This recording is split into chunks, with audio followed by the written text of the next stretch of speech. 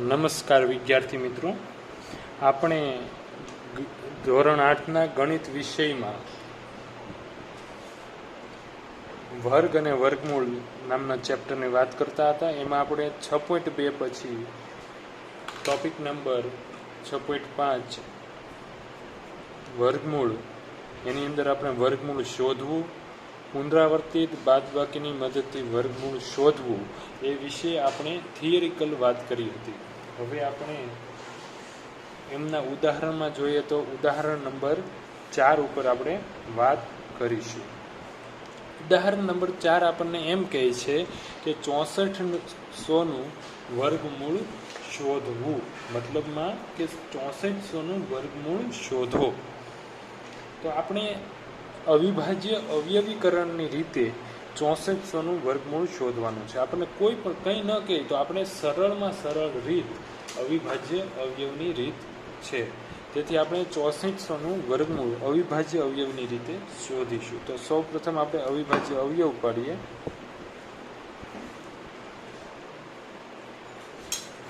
ચોસઠસો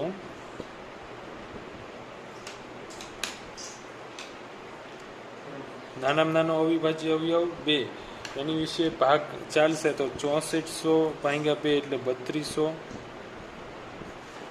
ભાગ્યા 2 1600 ભાગ્યા 2 800 400 200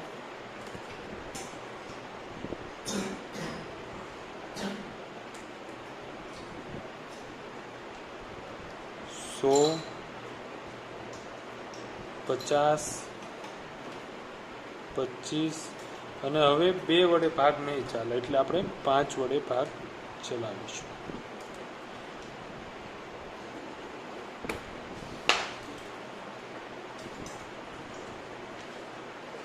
તો વિદ્યાર્થી મિત્રો, આપણે 6400ના અવિભાજ્ય અવયવ અહીં જોઈએ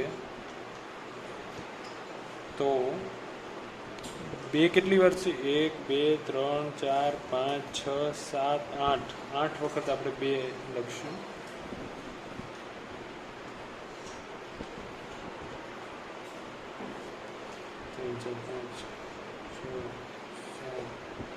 અને 2 વાર 5 × 5 કરીશું. તો મિત્રો, આપણે 6400ના અવિભાજ્ય અવયવની રીતે અવયવ પાડ્યા. તો હવે આપણે અવિભાજ્ય અવયવની રીતે વર્ગમૂળ શોધવાના નિયમ મુજબ આપણે આની બબ્બેની જોડી બનાવીશું. તો તમે મારી સાથે લખતા જજો. આ બબ્બેની જોડી બનાવી.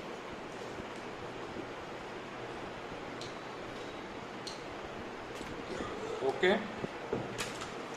હવે તમે વિચારી શકશો કે બબ્બેની જોડી બનાવ્યા પછી આપણે શું કરીશું.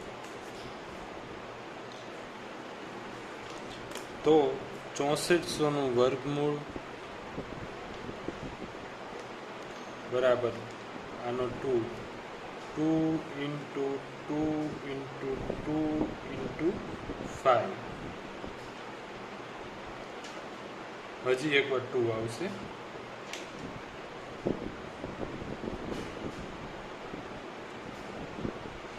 તો 2 દુ 4 દુ 8 દુ 16 16 × 80. તેથી 6400નું વર્ગમૂળ બરાબર 80. તો વિદ્યાર્થી મિત્રો, આપણને આવી રીતે જવાબ મળે. તો આપણે અવિભાજ્ય અવયવની રીતે સરળમાં સરળ રીતે આપણે વર્ગમૂળ શોધી શકીશું. તો આ ઉદાહરણ 4નો જવાબ છે. એટલે આવી રીતે ઉદાહરણ 4ને અનુરૂપના સવાલ આવશે તો તમે ગણી શકશો. હવે આપણે આગળ જોઈએ. આપણે જોઈએ ઉદાહરણ નંબર 5. શું 90 એ પૂર્ણ વર્ગ સંખ્યા છે? તો આપણે કોઈ પણ સંખ્યા પૂર્ણ વર્ગ છે કે નહીં એ આપણે અવિભાજ્ય અવયવની રીતે પણ જાણી શકીએ છીએ. તો આપણે સૌ પ્રથમ પહેલું કામ આપણે 90ના અવિભાજ્ય અવયવો પાડશું. તો 90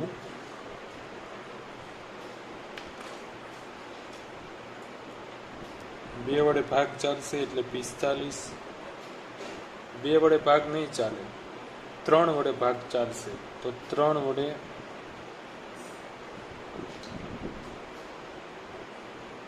15 તેરી 45. પછી 3 વડે ભાગ ચાલશે, 5 તેરી 15, અને પછી 5 વડે ભાગ ચાલશે. એટલે આપણે 90ના અવિભાજ્ય અવયવો લખશું. સૌ પ્રથમ કામ આપણે એટલું કરી જ નાખવાનું. કોઈ પણ દાખલો આવે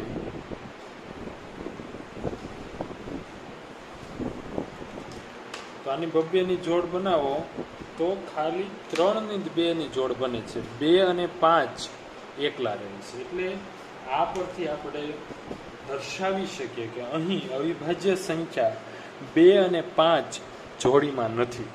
તેથી 90 એ પૂર્ણ વર્ગ સંખ્યા નથી. એટલે કોઈ પણ રકમ આવે એટલે સૌ પ્રથમ એના અવિભાજ્ય અવયવ પાડવાના, અને જો 2ની જોડ બનતી હોય એના અવયવોની તો એ પૂર્ણ વર્ગ સંખ્યા, અને 2ની જોડ ન બને તો એ પૂર્ણ વર્ગ સંખ્યા નથી. હવે આગળ જોઈએ. હવે આપણે આગળ ઉદાહરણ 6ની વાત કરીએ. તો ઉદાહરણ 6ની રકમ, સૌપ્રથમ તો આપણે રકમ વાંચીશું કે શું 2352 એ પૂર્ણ વર્ગ છે? જો ના, તો કઈ નાનામાંની સંખ્યાને 2352 સાથે ગુણવાથી મળતી સંખ્યા પૂર્ણ વર્ગ મળે? આ મળતી નવી સંખ્યાનું વર્ગમૂળ પણ શોધો. મતલબમાં કે આપણે સૌપ્રથમ 2352 ને અવયવીકરણની રીતે જોવાનું છે કે પૂર્ણ વર્ગ સંખ્યા છે કે નહીં, અને જો ન હોય તો તેને કઈ નાનામાંની સંખ્યા વડે ગુણવાથી મળતી સંખ્યા પૂર્ણ વર્ગ બને. તો આપણે સૌપ્રથમ 2352ના અવયવ પાડશું.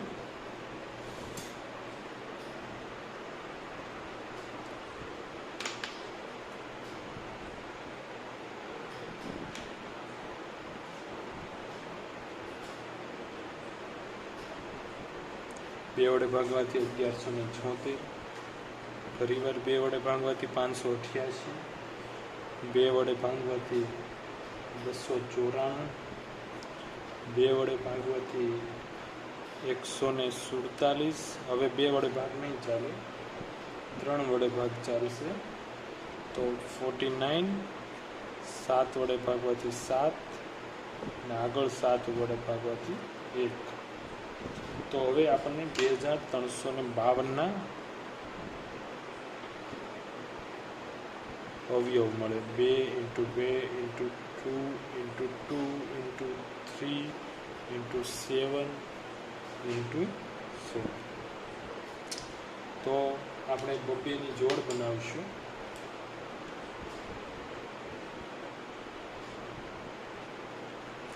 તો આપણે આ ઉપરથી જોઈ શકીએ કે અહીં અવિભાજ્ય અવયવમાં 3 એ જોડીમાં નથી. તેથી 2352 એ પૂર્ણ વર્ગ સંખ્યા નથી. તો આપણે રકમમાં લખ્યું છે કે જો ના, તો કઈ નાનામાં નાની સંખ્યાને 2352 સાથે ગુણવાથી મળતી સંખ્યા પૂર્ણ વર્ગ મળે. તો આમાં આપણે 3 જોડીમાં નથી. 3 જોડીમાં નથી. તો આપણે આને 3 વડે ગુણવાથી મળતી સંખ્યા પૂર્ણ વર્ગ મળે. તો તેથી 2352 × 3 બે બાજુ બરાબરની, બે બાજુ 3 વડે ગુણશું.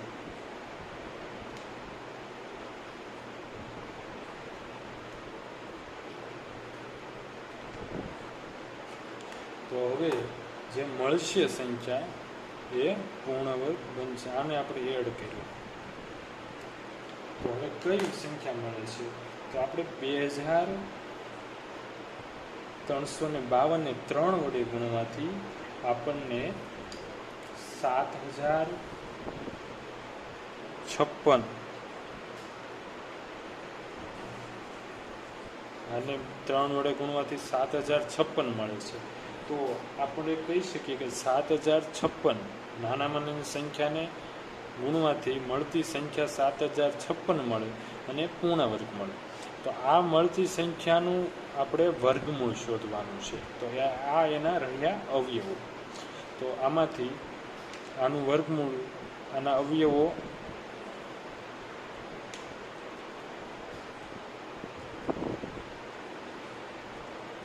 આ જ છે, એટલે ફરીથી અવયવો પાડવાની જરૂર નથી.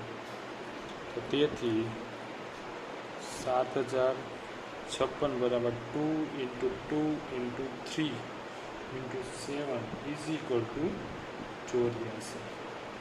તો મળતી નવી સંખ્યાનું વર્ગમૂળ 84 મળે.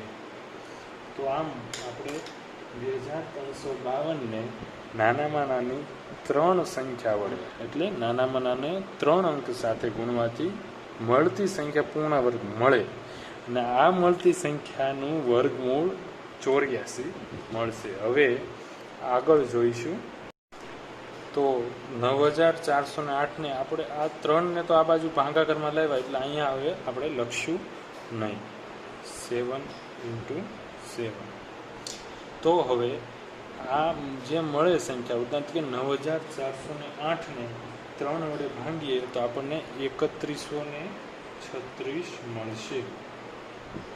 તો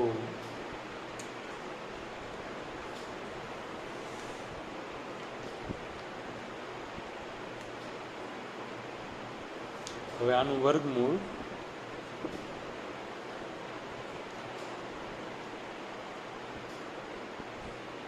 2 × 2 × 2 × 7 ઇઝ ઇક્વલ ટુ 56. આપણને આન્સર શું મળ્યો? 56. આપણે અહીં વચ્ચે વચ્ચે લખવાનું છે કે આમ આપણે આ સંખ્યાને 3 વડે ભાગવાથી મળતું ભાગફળ 3136 પૂર્ણ વર્ગ બને. જે આપણે રકમમાં લખ્યું હોય એની સિસ્ટેમેટિક વાત આપણે દાખલામાં કરવી જોઈએ. અહીં તો હું તમને સમજાવું છું એટલે ખાલી પદો જ લખું છું. હવે આપણે આગળ જોઈએ ઉદાહરણ નંબર 8. તમે ઉદાહરણ 4, 5, 6 અને 7 તો જાતે ગણેલા હશે, પણ મહત્વનું છે ઉદાહરણ નંબર 8 જે મેં તમને બાકી રાખેલો હતો. તો ઉદાહરણ 8માં આપણને એમ કહેવામાં આવ્યું છે કે સંખ્યાઓ 6, 9 અને 15થી નિશેષ ભાંગી શકાય તેવી નાનામાં નાની પૂર્ણ વર્ગ સંખ્યા શોધો. તો આપણે 6, 5 અને 6, 9 અને 15, 6, 9 અને 15થી નિશેષ ભાંગી શકાય તેવી નાનામાં નાની સંખ્યા, એટલે મતલબમાં આપણે 6, 9 અને 15ને સામાન્ય રીતે ભાંગી શકીએ એવી સંખ્યા આપણે મેળવવા માટે લઘુત્તમ સામાન્ય અવયવી લસા, જે તમે જૂના ધોરણમાં ભણી ગયા છો તે આપણે લસા, લઘુત્તમ સામાન્ય અવયવી લસાનો ઉપયોગ કરવો પડશે. એનાથી આપણને 6, 9 અને 15ને નાનામાં નાની કઈ સંખ્યા વડે ભાગી શકાય નિશેષ એ મળશે. પછી એ સંખ્યા જોવાનું કે પૂર્ણ વર્ગ છે કે નહીં. જો ન હોય તો આપણે જે જૂની મેથડથી અવયવીકરણની રીતે કરતા એ રીતે મેળવશું. તો સૌ પ્રથમ આપણે 6, 9 અને 15નો લસા શોધશું. તો લસા આપણે જૂના ધોરણમાં આવી ગયું છે, મને આશા છે કે તમને યાદ હશે. જો લસામાં ન ખબર પડે તો એની વિગતે પહેલાં જોઈ લેજો, ન સમજાય તો મને જાણ કરજો.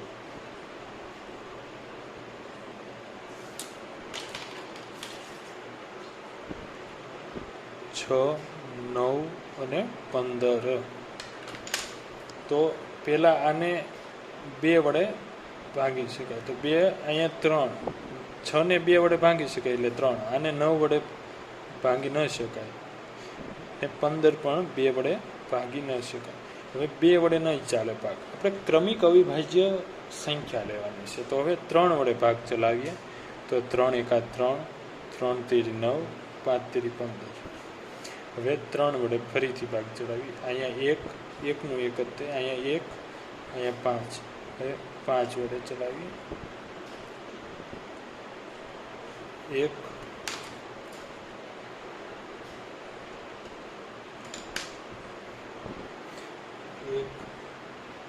આપણે અહીંયા છેલ્લે 1, 1, 1 આવે ત્યાં સુધી કરવાનું હોય.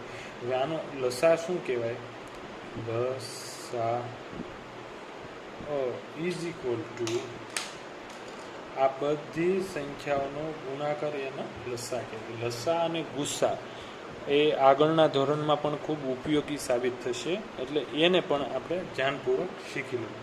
તો 2 ઇન્ટુ 3 ઇન્ટુ 3 ઇન્ટુ 5. તો આનો લસા 9, 6, 9 અને 15નો લસા શું મળશે? 2 તેરી 6, 6 તેરી 18, 18 પંચાને 90. તો 90 આપણને લસા મળે. મતલબમાં કે સંખ્યાઓ 6, 9, 15ને નાનામાં નાની 90 સંખ્યા વડે આપણે એને નિશેષ ભાંગી શકીએ. પણ આ નાનામાં નાની સંખ્યા મળી પણ એ પૂર્ણ વર્ગ છે કે નહીં એ જોવું પડે. તો આપણે 90ને આપણે અવયવીકરણની રીતે અવયવ પાડશું.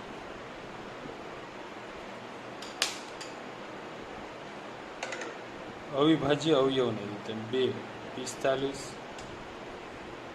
3 વડે 15 તેરી 45, 3 વડે 5 તેરી 15 અને 5 વડે 1. તો 90ના અવિભાજ્ય અવયવ હું અહીં લખું છું 2 ઇન્ટુ 3 ઇન્ટુ 3 ઇન્ટુ 5. તો હવે આપણે આના જોડકા બનાવીશું.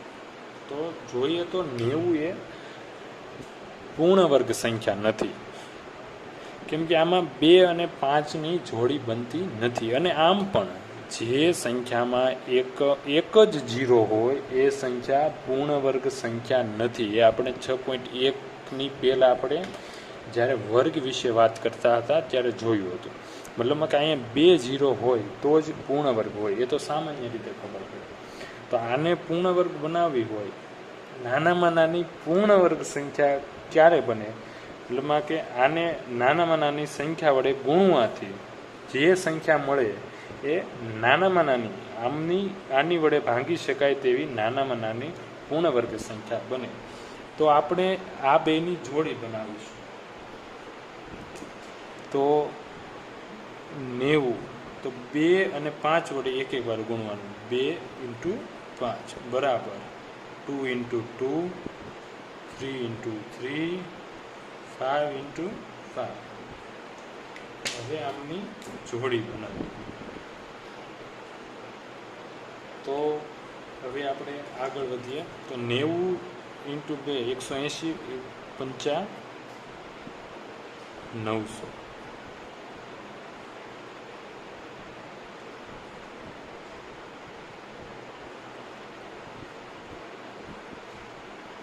તો આપણને હકીકતમાં તો આમાં આપણે આનું વર્ગમૂળ શોધવાનું કીધું નથી, એટલે આ કંઈ કરવાની જરૂર નહીં, પણ આ તો તમને સમજાય તે માટે.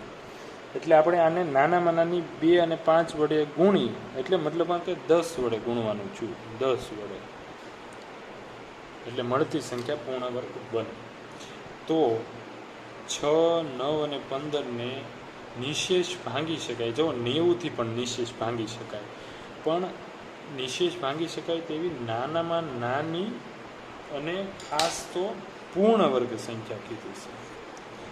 આની વડે નિશેષ ભાંગી શકાય એ 100% વાત સાચી છે, નાનામાં નાની સંખ્યા છે. પણ આને આ પૂર્ણ વર્ગ સંખ્યા નથી. એટલે આને પૂર્ણ વર્ગ નથી એ આપણને ક્યારે ખબર પડી? કે આના વડે આપણને ખબર પડી કે આ પૂર્ણ વર્ગ સંખ્યા નથી. તો આને પૂર્ણ વર્ગ બનાવી નાખવાનું નાનામાં નાની સંખ્યા વડે ગુણી, એટલે આપણને 900 મળે.